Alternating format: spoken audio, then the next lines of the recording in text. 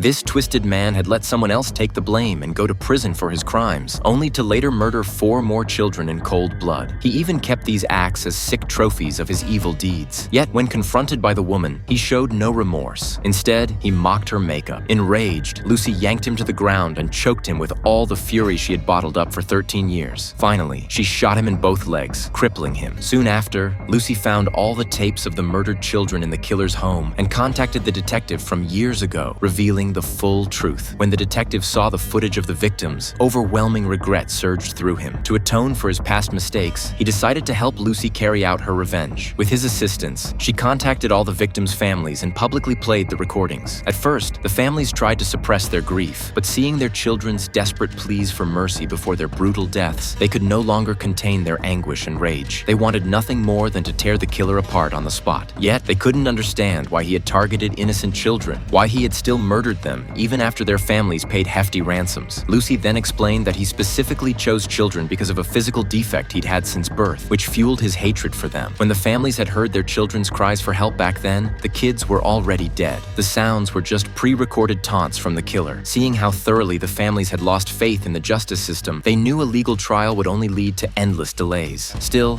some hesitated, fearing they would carry guilt for executing the killer themselves. What they didn't know was that every moment of their suffering was being live-streamed to the killer, a special courtroom Lucy had prepared just for him. In the end, this jury of victims' families unanimously agreed that the monster could not be let off easily. But as they debated how to execute him, a gentle mother stepped forward. 한꺼번에 하는 건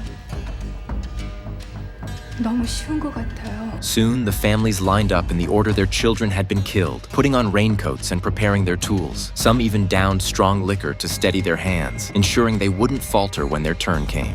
세인 아버지니 그거 갖고 되겠어요? 쓰고 드릴까? 저요.